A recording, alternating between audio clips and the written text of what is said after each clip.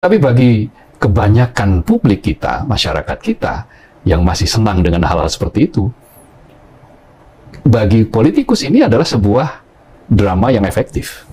Ada salah satu pengamat politik yang berpendapat bahwa di antara kepopuleran Kang Deddy Mulyadi adalah karena Kang Deddy Mulyadi itu sangat jago sekali memainkan drama, kawan-kawan.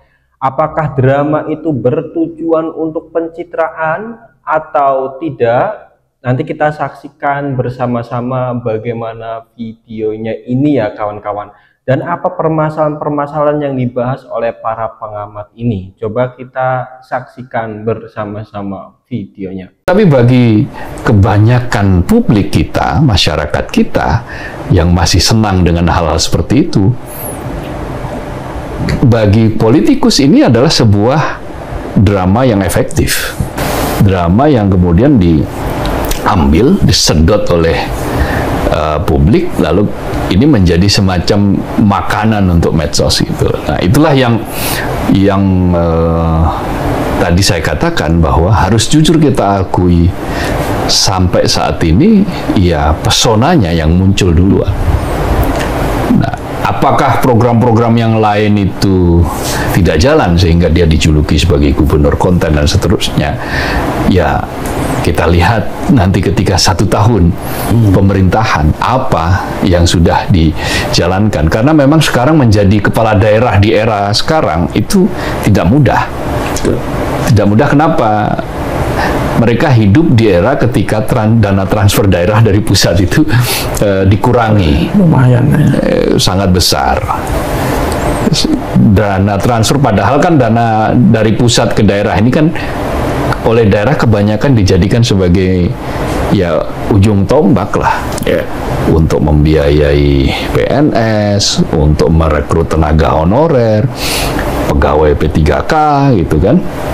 Jadi hal-hal semacam ini membuat kemudian ya kalau tidak bisa pamer, katakanlah dalam tanda kutip ya, pamer karya dalam segi fisik karena keterbatasan anggaran atau keterbatasan dana, ya setidak-tidaknya ya menyentuh melalui sisi-sisi personal melalui konten, dan hasilnya bisa disaksikan bahwa menurut survei yang diadakan oleh oleh lembaga gitu ya, itu dia meroket sekarang. Ini kapan nih survei terbaru? Survei tanggal di awal September lah. Awal bulan ini, berarti masih 2-3 minggu yang lalu ya survei. Nah, ini itu angkanya itu dia sudah menyalip nama-nama besar. Nama besar itu ya menyalip Anies Baswedan. Dia meninggalkan jauh AHY.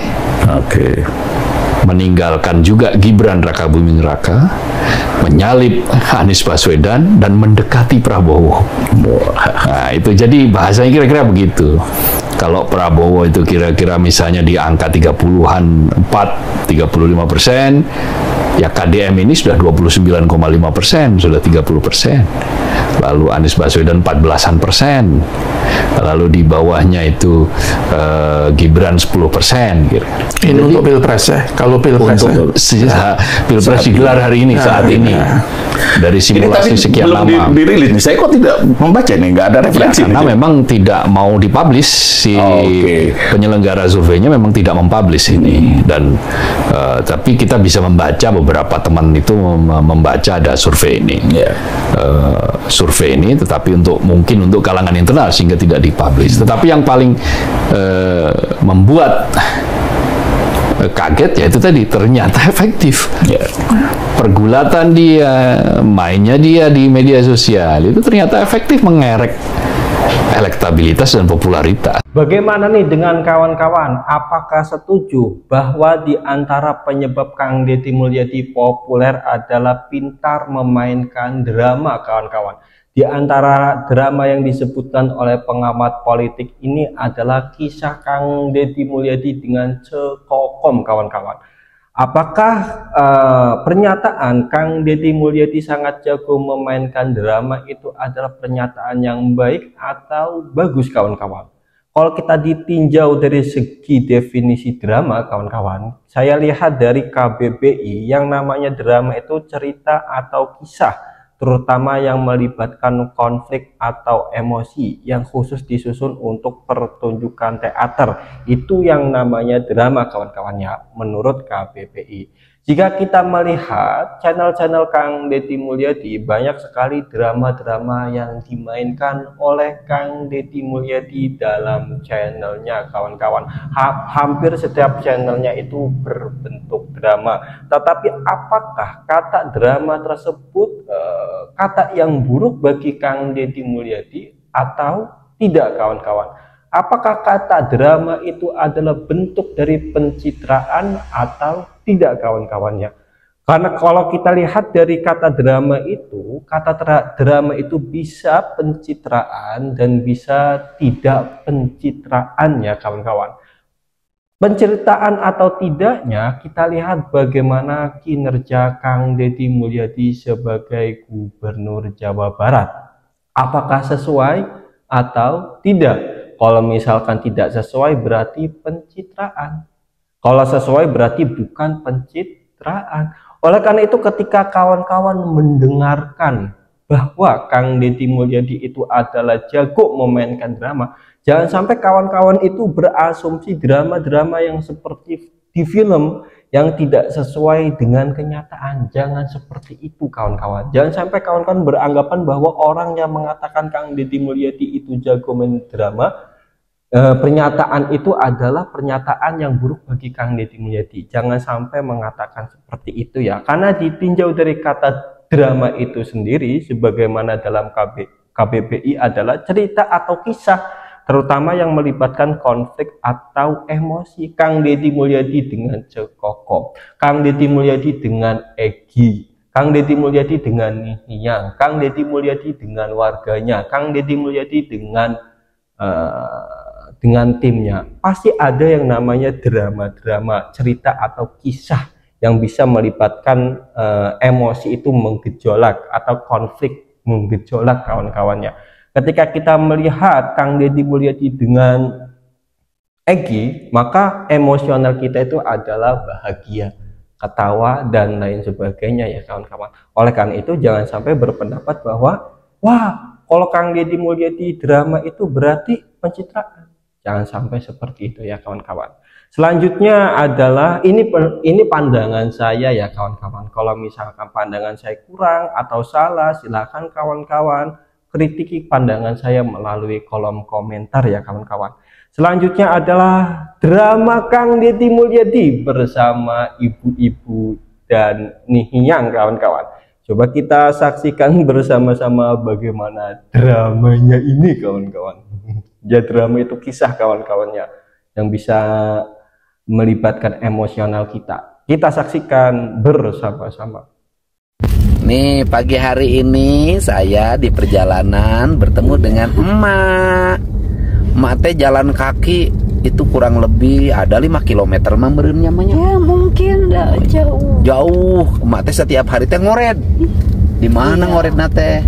Ya dari Cicenang. Oh, Oh iya, namanya Cicenang. Ya, Cicenang. Emak ngorednya di mana? Di kaki gunung apa? Yang di mana we nyuruh. Tadi nggak di kaki gunung apa tadi? Gunung Karamat. Gunung Karamat. Di kaki Gunung Karamat katanya emak teh ngored sayuran. Iya. Terus kemudian jalan kaki pulang, orang mana emak teh? Cikole. Orang Cikole. Abahna teh sakit tikusruk katanya. Betul nggak, Mak? Iya, kemarin. Abahna teh sakit tikusruk katanya. Kepala ieu teh mukana ge aduh. Mukana teh ya ruksak. Oh, ruksak ya, sakit tikusruk. Kemarin teh darah, berdarah. Nanti hari ini abahnya dijemput, dibawa ke rumah sakit. Ya. Ya, makasih. Makasih. Ya, biar masalahnya selesai. Rumahnya teh katanya teh bocor-bocor, Mak teh. Iya, bocor semuanya di atasnya. Kebanjiran. Iya, nanti rumahnya kita anak-anak terus. Kita bangunkan rumahnya. Ya. Pokoknya yang penting emak tuh hebat, walaupun sudah tua masih kerja keras, ya. Nih contoh emak berjalan kaki. Berangkat jam berapa emak teh? Setengah enam. Masih gelap sudah jalan tuh. Mak teh hebatnya. Pokoknya hebatnya tuh mak teh contoh ya, ini adalah perempuan Sunda yang tangguh ini teh. Iya. Assalamualaikum. Waalaikumsalam. Sampurasun. Lapes. Wilujeng enjing wargi Jabar dan seluruh warganet dimanapun berada. Pagi hari ini di samping saya sudah ada yang dandan. Mau kemana Cinta? Mau Kemana? ke sekolah. Ke sekolah. Sini dong sayangnya. Sini ya. Udah dandan, udah mandi. Pagi-pagi mandi ya? Iya. Iya. Yang nggak mandi. Oh, enggak.